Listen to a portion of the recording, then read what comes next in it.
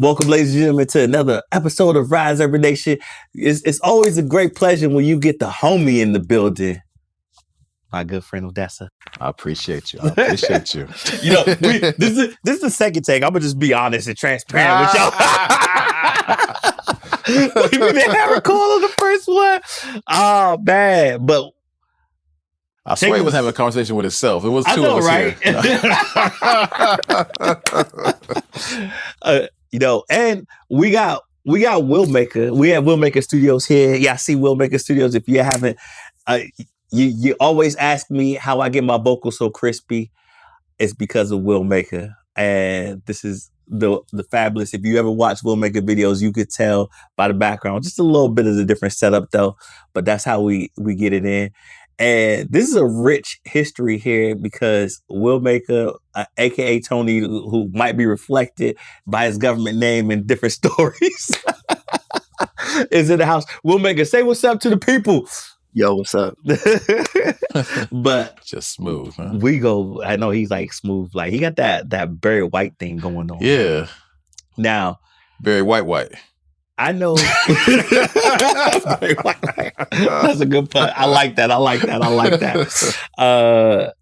I know we all go back like beans and pacifiers. Tell me, how did you, because I don't think I ever got this story. How did you and Tony meet, aka Willmaker? How did you and Willmaker meet? Well, we met at AT&T. So we met in corporate America. Wait, y'all went back to AT&T? Yeah, like probably our first year there. You know, so I mean, years has passed. I feel comfortable telling this story. Okay. But I would see him walking around. He always like cool, you know. But it was this girl he used to always walk with, and she just had like a unique style about her. So like I'd be looking at her sometimes, and he would always check me looking at her, and he would smile at me. So I'm thinking like, I just feel like the biggest prick in the world because like I'm just looking, I just knew that was his girl and I'm just like getting caught like looking at her. And that's how I got introduced to him. Right. But then I had like a friend who, you know, sat across from him and then she was having trouble with who she was sitting next to and requested to sit next to me. And so that's when I started to really get to know him a little bit better. So I was sitting there and then like one day he was playing some indie music because, I mean, you know how it is when you tell people you're into hip hop. They always have like whatever, you know, come baby come or, you know, who let the dogs out. It's like, and you don't want to break their spirit because they're trying to connect to you, but they're just not connecting to you. It's like, I'm not really, that's a different kind of hip hop. But he was playing some Living Legends. And I was just like, hey, you know what you listening to? And he said Living Legends. I was like, oh, dope. And he gave me a look like, man, this dude knows Living Legends. And that's how I was thinking in my mind too. So we just kind of just chilling and stuff like that. But that's really how I met him. And just from like there, we just kind of went on from there. Man, you know, it's funny that you met Tony around music too, because that's how me and Tony got connected. AKA Willmaker got connected because this was back in my music career days. But I was working at Circuit City and I remember you said I was working at Cities. You was Willmaker, you was in audio, right? Nope. Well, later. Later? Yeah, I started out in the warehouse. Oh yeah, that's right. Because I was front desk warehouse, and then you went over to audio, and then I remember we was talking about music, and I was like, oh, he knew more about music than I expected. And this was like in my radio days, Magic 92.5. I used to go up and down to LA, do an internship at Bungalow Records, and then we was just talk so much about music in every conversation with us. But I knew he was musically inclined just because of the conversations we was having. Yeah. I was like, oh, okay. He ain't just like, oh, whatever's hot music. He listened to the good stuff. He's in the trenches when it comes to music. He's in the trenches. He's in the trenches. Now, it's crazy because I thought you knew Odessa before I did. No, he knew you first. And he would be telling me about you. So when did that come around? Did that come around like that same year y'all met? When you started having me come around with Pac-10? No, actually, I didn't start working with him till I left Circuit City.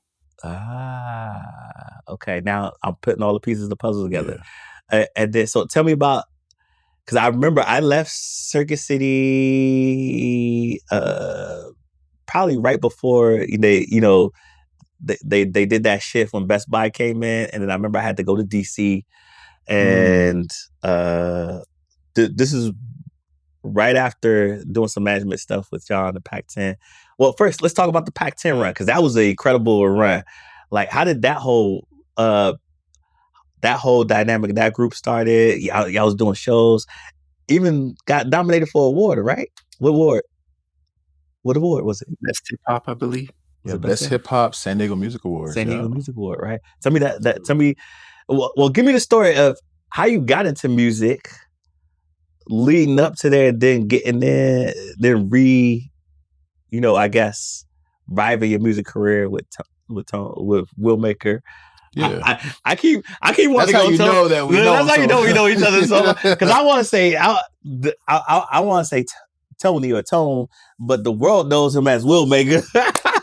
Exactly. I know I'm gonna slip. Give me the history. Like, how did you, get into music and everything? Get into music, and then how did you get into music once you came to San Diego? I know there's a whole story to that. Give me that. Yeah, no, definitely. So, I mean, as far as like a listener, I've been into music forever. Man. Like, my mom was like the first like actual crate digger that I knew. She would collect records, play them on the weekends, on Sundays when she's cleaning up. My first crush was Shaka Khan, and it was just strictly off of like, I didn't know her personally, just off of her album covers. As a young man, that intrigued me. She was fly on those covers. She was, man.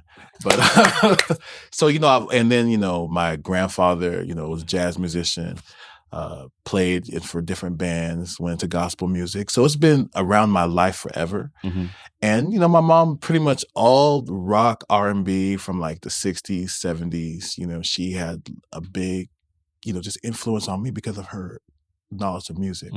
I always try to stump her, because I'd see stuff that wasn't in her collection. And I'm like, do you know, some of that wasn't even that obscure, but I just didn't know she knew about. I'll ask her about Jimi Hendrix, and she'll bring up some stuff, or some country artist. So she just like always had like a big knowledge of music. So when I got into like liking the music I was into, my parents, they didn't really like hip hop. My parents neither. Yeah, like I had to really kind of sneak to listen to it, or over at different family members' houses to really like listen to hip hop. And then the hip hop they would let me listen to would be like, We All in the Same Gang. Like that kind of stuff I'd be able to listen to, They're like, yeah, But when I started getting into music, like personally, I had the old school R&B, and then like around my neighborhood, just like the hip hop that was coming up every place. And I got into the stuff that like was pretty big at the time. Everything that was on regular, the NWAs, the Big Daddy Kanes, later on, as far as like things like Hammer, Vanilla Ice, all the stuff that was playing on the radio. And I'm originally from Orange County. And I didn't know you were from the OC. Yeah, I'm from the OC. Where? So I went to I lived in in Latino neighborhoods, but I went to private schools. So I had like those two dynamics all the time. But Black people weren't a part of that dynamic. Around 13, I moved to San Bernardino. And for anyone who knows San Bernardino, it was a culture shock. I got introduced to a level of Blackness that I got Black boot camp. And so, but what happened was I was like living in a neighborhood where there's a lot of stuff that was going on in that period of time with the drug dealing, the hustling, the kind of things that were going on in a lot of inner city communities. I'm living in those neighborhoods. I'm observing this stuff, but also the music is like, I always see myself a little bit unique. And so I wasn't like, I was a fan of the music, but it didn't really make me want to do the music. I didn't really see myself like the artists I saw. I was into like, I don't know if you're familiar with Brother Lynch Hung, or, Sibo, or like E40. I was listening to all this kind of stuff that I didn't really like, I vibed with, but didn't resonate with me enough to make me get off the fences. So what eventually started happening, I started getting my own style, and I was into like dressing into, there was like the gangster era that everybody was dressing a certain way. But when I started doing certain things, I started getting involved in like wearing, the Tommy Hilfiger's, the Wait, was you an Boss. early backpacker? Is that what you saying? Pretty much, my style was You was like that. pre-backpacker before backpacker was a thing. It was in that era, though. You know what I mean? I didn't realize at the time, but it's that same era. Yeah. So it's just kind of like, it's what resonated with me. I loved like polo. Like pretty much if Grand Poobah wore it, so I was a backpacker, but I had the polo. I had like the Guess. I was into Nautica, Helly Hansen. You know, so that's the kind of stuff I was wearing. And then like when I got to high school, because junior high school, the gangsters ran it. You know, and you know, they made me have to be a little gangster. You know, I was like getting in fights a lot, you know. It's just the way it was. Yeah. When I got to high school, I went to high school in a town right next to San Bernardino called Rialto. I went to Eisenhower High School.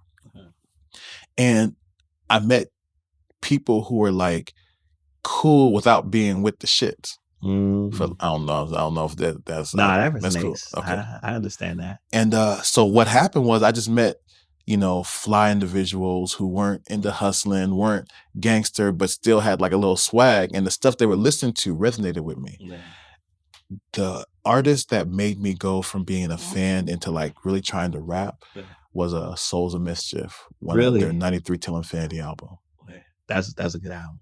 And I was like, these cats were like, one of them was at Berkeley, the way they put their words together. They were talking like, you know, they were important people in this world. But they were just like smart and had styles that I just never like heard before. And that made me like jump into rap. That was the beginning for me into rap. I love that. Yeah, I think that's anytime I hear stories like that, like for me it's different because I was on the East Coast, so it was like hearing like KRS-One and stuff like that, right? Yeah, where you know, when you hear how he talking, he had a certain swag to him on the East Coast, and even when people met him, I think saw people met him once. It was like philosopher, teacher, right? Right. I love. And I was like, oh man, that dude got swag, and he's a teacher, and he's a philosopher. What? Right? It wasn't like, you know, because you know there's other rappers that are known for, you know, the street hustle and so forth, and they get approached a different kind of way, or you don't even approach them at all because you don't know what time of day they on, right? Right. So he's like, man, it might not be fake, but like, you know, it's a certain level of love and so forth and appreciation for those type of cats. So I definitely understand it from me growing up on the East Coast. Now talk to me about the transition, because I know there was, before you came back and started that super group, there was a transition where you had went off to college and you was doing you know, your version of music stuff out there. Give us that transition in your life. Yeah. So, you know, I was rapping. I was part of like different little groups and like just like recording things on like tapes and just doing little stuff on my own and stuff like that. And you know, when I went to college, I found like a group of like-minded brothers and you know, it's just kind of like called Divine Minds. And still to this day, you know, some of the artists that kind of like really helped shape me individually, just because I honor and respect these brothers, they still do stuff today under Divine Sons. And I was, you know, with this crew, working to make our name out there in Atlanta at that time period. I got really hooked up with them initially because when I went to college, there was this guy, Chris Craft, who is like just a really like just cool cat. He's a producer. You know, he became saved, came back to music, and still is just like honestly following his path, like as a businessman and as a creative. So just an awesome person. When I went out there, he put an ad up looking, because he was like starting a magazine. And I'm one of the things I do is write outside just rapping. So I went, you know, to kind of like talk to him about working for his magazine and writing for his magazine. And then I ended up being a part of like a brotherhood that to this day, like I just really reflect and honor upon. But then also on top of that, you know, with my other Cali bros, Jesse and Eddie, you know, X-Row and now Phoenix, at the time Felix, we started like a promotion company. You know, so we were promoting for like LaFace. We were promoting for LaFace was our biggest. A lot of like did some Uncle Luke stuff and just parties and things like that. So we're doing party promotion, record promotion. We had the rap stuff. And I was like, semi-acting like a college student at the time. But artistically, though, it was like big for me because it just introduced me to like a lot of people from across the country, a lot of different styles and a brotherhood. And it just like, it worked. It really made me step up as an artist and really like own that for the first time in my life. I really owned that. And, things fall apart. So, I was on a scholarship because I did a lot of community service work. Yeah. And I had a scholarship that paid for school based off of my community service work. But, you had to do more than just community service. You got to get them books. You got to get them grades. Got to get them grades. So, and I was doing everything in Atlanta but getting my grades. So wilding out. So there's a lot of things that happened, but like the gist of it was like I lost the scholarship. Other things happened around that time that made it to where I came back. And I was just dejected. Like I felt like the biggest failure. My brother at the time was starting to bubble. He was like DJing down in like San Diego and TJ, different little after hour spots. So he's my younger brother. Yeah. But when I came back, he was like my lifeline. I couldn't afford nothing. And he would like give me haircuts. I was his record boy. Yeah. So I'm like back in the day when people actually had the records at the clubs. So I'm carrying his records up flights of stairs and stuff like that just to get in for free and things like that. It was very like humbling. Yeah. And at that period of time, because of him, I was still connected with music. Yeah. But I wasn't really actively, rapping or doing music. Yeah. And then time, starts healing old wounds. And, I start getting back on my square. I started working for AT&T, and that's when it goes back to when I met Tony. And that's what started the era of me with Mag Flux. Mag Flux was there before me. Yeah. I was like second generation Mag Flux. And then we just took it to, where we took it. Man. And then you were part of that too. And just like people like Furch. It was a beautiful very good. Very, very beautiful. Like I was mad I had to go to DC and then I come back, I hear y'all about to win awards and y'all been tearing up the clubs. And I was like, oh man, they did it. It was a fun time. Like, but you helped with that foundation because honestly, you are our first manager. But also on top of that, between you and like Yassine, and just because you guys were out there, you helped shape some of our ear because we were like in our own space, but we didn't really have an ear to what people were listening to kind of merge our ideals with that. And like, you were like instrumental in us having to help merging those two identities together. So man, that was just like really dope. And like you said, like really good people. So many of those people are like active creatives or active in our community now that it was just like an honor just being like a part of history with them. You know what I mean? When you look at like what Furch is doing, look at what you're doing, like with Parker and Tin and MYO, and then like, Yassine, who just graduated recently, and just kind of like, it's just kind of like good to see that it's just like we had like really cool people, the stuff that of course like Will Maker's doing, and it's awesome. It's crazy. I'm friends with Furch through a whole different context, and one day he finds out that I know Will Maker, and he goes, "How you know Will Maker?" I was like, "How you know Will Maker?" The old Spider-Man thing. I know everybody. Yeah, Will Maker knows everybody. and then come to find out, he sends me a tape that I think did you produce it for him? Me and Discreet did about like 85-90% of it. Most of his stuff, huh? Yeah. He's like, I got something for you that. Shouts to his other producers because he did get some hot stuff. Yeah. And then I was like, yep, this look like a Will Maker production. Like, how come I haven't heard this before? He's like, I haven't put this one out. Yeah, Furch is phenomenal, just person. Like the heart that he has for like community. Yeah. I mean, know. But that's how we got connected because we was doing community stuff. But that's right, because you guys are both right, San Diego. Yeah. But see, at this point, a time when he met me, I wasn't doing none of the music stuff anymore, and I had Okay. no. Everybody who meets depends on what era of your life you meet me in, because Right. there's 3 versions of my life. There's the Magic 92.5 era. There's the Bungalow Records, LA going back and forth era. Yeah.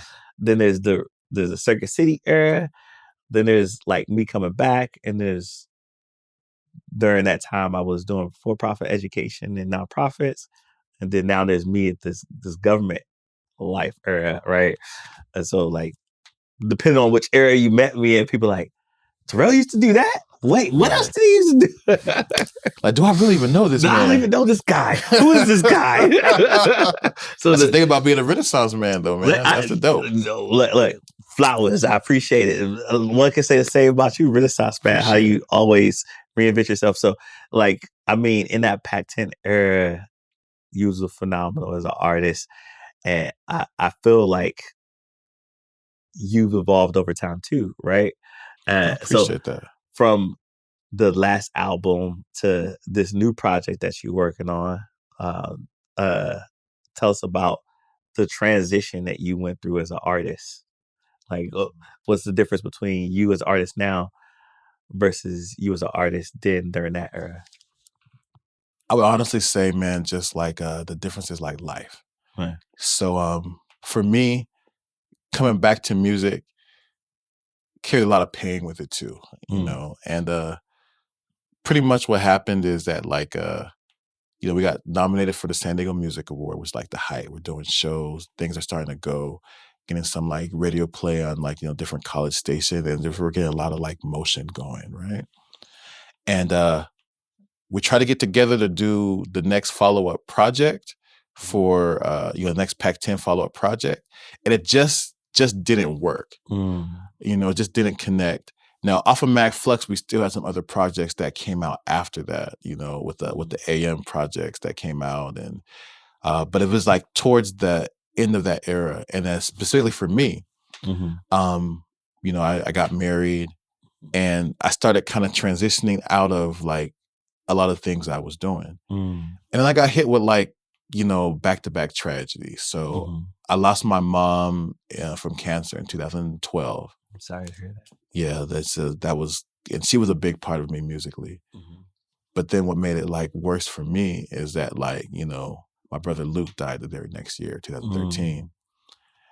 And in 2014, my grandfather that I'm named after 13 died. and 14? Yeah. Jeez. So my brain was just like a wreck. When I look back at it now, I probably was like a little bit in the depressed state. Yeah. I never went to see any therapy and things like that, but I just kind of backed out a lot from life. You know what I mean? So I never did a solo project as an artist. I was always in like groups or like featured other people's stuff. And for, you know, before everything kind of blew up with, you know, Mag Flux at that time, I always was, you know, wanted to do a project about what's going on. Yeah. Because for me, like Marvin Gaye's What's Going On is a phenomenal album. You know, of course, I'm not saying something that most people who've heard don't think, but to me, it resonated because it sounded like a movie to me. Like I'd listen to it and like I felt like I was like listening to a movie. And up to that point, because I was a kid when I first heard this, I was like really young.